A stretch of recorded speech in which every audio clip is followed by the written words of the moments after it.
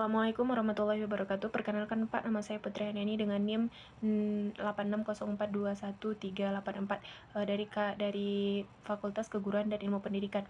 Baiklah Pak, saya akan lanjutkan praktikum saya, yaitu tentang KP makanan, yang kedua KP2, yaitu uji makanan atau uji karbohidrat dan uji lemak.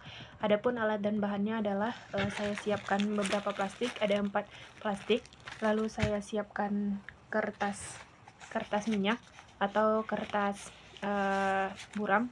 Lalu saya juga siapkan bahan-bahannya seperti nasi, lalu ada kentang, lalu ada minyak goreng, lalu ada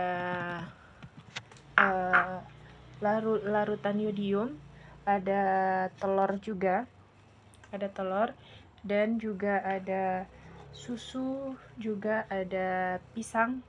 Oke, itu alat-alatnya Pak. Lalu bahwa uji makanan ini kita lakukan untuk mengetahui kandungan zat yang terdapat dalam makanan. Misalnya uji karbohidrat itu kita lakukan dengan menggunakan yodium atau larutan yodium atau larutan betadin tadi, termasuk larutan yodium. Maka nanti larutan atau makanan yang mengandung atau berubah warna menjadi biru kehitaman itu berarti makanan yang mengandung amilum, atau dapat dikatakan itu adalah makanan yang mengandung karbohidrat. Sedangkan dengan uji lemak kita bisa menggunakan yaitu kertas minyak tadi atau kertas buram tadi. Maka setiap makanan yang mengandung lemak akan meninggalkan noda transparan pada kertas buram tadi.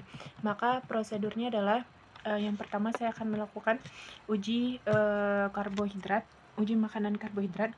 Di sini makanannya ada, yang pertama saya ambil nasi, lalu saya juga ambil kentang.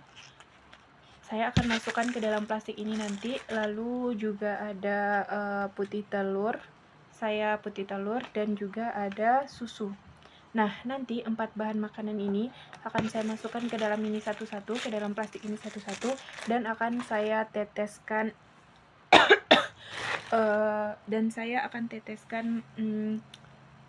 larutan yodium tadi. Maka setelah saya teteskan, maka saya dapatkan hasil ini adalah nasi dengan tetesan yodium betadin, ini kentang dengan yodium betadin, lalu ini susu, sudah saya masukkan juga tetesannya, dan ini yang terakhir putih telur. Maka kesimpulan yang dapat saya ambil adalah bahwa nasi ketika diteteskan dengan yodium akan menjadi warna biru kehitaman. Adapun kentang juga seperti itu, berubah menjadi biru kehitaman, berubah warna menjadi biru kehitaman. Sedangkan susu tidak berubah warna dan putih telur juga tidak berubah warna. Maka dapat saya simpulkan bahwa yang mengandung karbohidrat dari bahan makanan yang 4 tadi adalah nasi dan kentang, karena ketika diberikan tetesan yodium akan mengandung amilum atau berubah menjadi warna biru kehitaman. Itu kesimpulannya. Lalu saya akan melakukan uji lemak. Maka uji lemak di sini saya butuh 3 kertas minyak.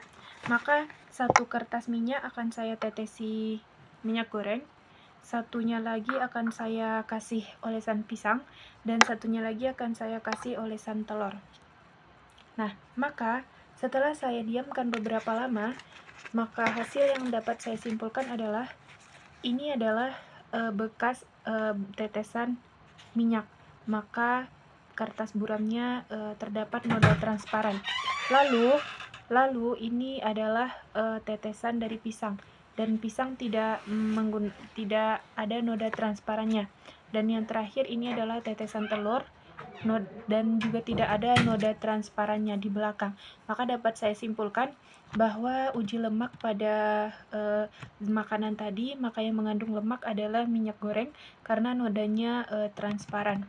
Maka dapat saya simpulkan bahwa Nasi dan kentang itu berubah warna menjadi biru kehitaman, setelah ditetesi yodium atau betadin tadi. Maka, itu menunjukkan bahwa adanya kandungan karbohidrat berupa amilum pada makanan tersebut, pada nasi dan kentang itu.